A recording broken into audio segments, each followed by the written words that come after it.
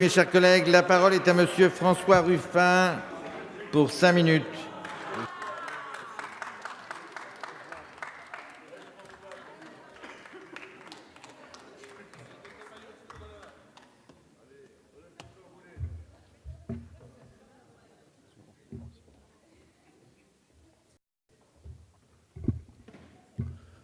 Ce matin, on a tapoté à la porte de ma chambre bureau au 101 rue de l'Université.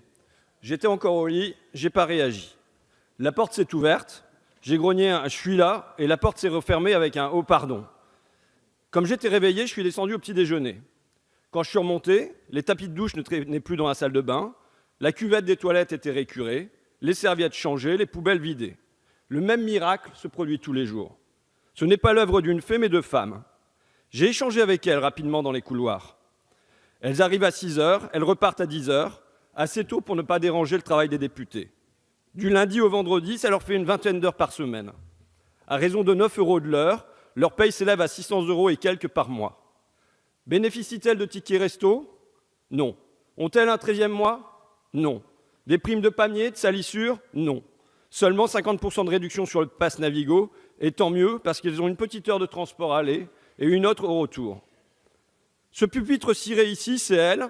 Les cuivres listrés, c'est encore elle. Les marbres luisants, c'est toujours elle. Elles sont partout et pourtant, elles sont absentes. C'est le propre de la propreté. Elles ne laissent pas de traces. Leur travail est invisible. D'autant qu'on s'applique à les rendre, elles aussi, invisibles. Elles viennent ici tôt le matin, je l'ai dit, en horaire décalé, pour nous éviter de les croiser et peut-être pour nous épargner la honte. Car comment n'aurions-nous pas honte? Honte de se fausser. Sous le même toit, dans la même maison, elles sont payées 10 fois moins que nous, avec toutes des temps partiels contraints, toutes le salaire minimum, toutes sous le seuil de pauvreté. Notre Parlement, plein de raisonnement et de bons sentiments, s'accommode fort bien de cette injustice de proximité. Je mentionne ça parce que c'est sous nos pieds, sous notre nez.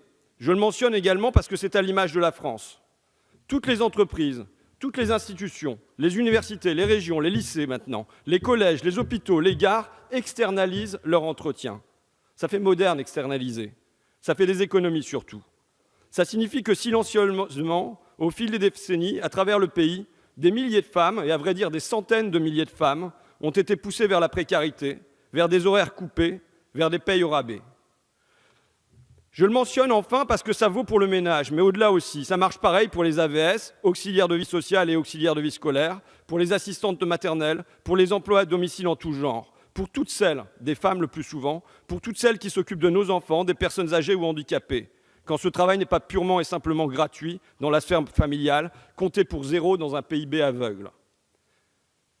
Vous savez, j'entends volontiers parler ici, dans cet hémicycle et ailleurs, d'une société de service. Et chaque fois, ça nous est vanté avec gourmandise, comme une promesse de bonheur. Forcément, nous sommes du côté des servis. Servis ici, à l'Assemblée et aux petits oignons, servis dans les hôtels, servis dans les supérettes, servis jusque chez nous par des nounous. Méfions-nous. Méfions-nous que cette société de service ne soit pas une société de servitude, avec le retour des serfs et des servantes, des boniches, mais sous un nouveau visage, sous un autre nom, plus moderne, plus acceptable, et qui nous laisse à nous la conscience en paix. Avec en prime, en plus de la chemise repassée, de la moquette aspirée, des chèques emploi-service défiscalisés. Notre confort est assis sur cette main-d'œuvre bon marché. Alors, depuis cette semaine, l'ambition présidentielle est partout martelée. À travail égal, salaire égal. Fort bien. Mais ça ne suffit pas. Vous devez, nous devons revaloriser les métiers largement occupés par des femmes, leur bâtir de réels statuts, leur garantir des revenus.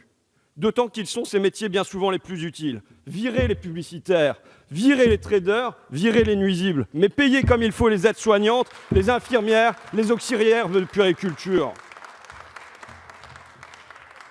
Avant de légiférer pour le pays, qu'on me permette de démarrer plus petit, par ici, par la poutre que nous avons dans notre œil.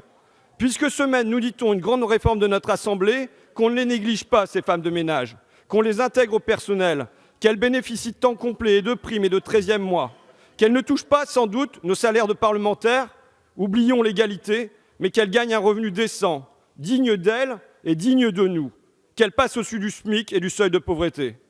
Monsieur le ministre, Madame la rapporteure, mes chers collègues, j'espère vraiment que pour une fois, mon vœu sera exaucé. Je compte sur vous. Ou alors, je vois une autre option. Dans Tenue de soirée, Jean-Pierre Mariel demande « Vous savez à quoi on reconnaît un riche ? C'est quelqu'un qui ne nettoie pas ses toilettes lui-même. » Une alternative alors, c'est que les députés et leurs équipes nettoient leurs toilettes eux-mêmes et qu'avec une telle mesure, cette tâche ne soit plus attachée à un genre, que l'on compte parmi nous des hommes de ménage et des hommes pipi. Je vous remercie. Merci, cher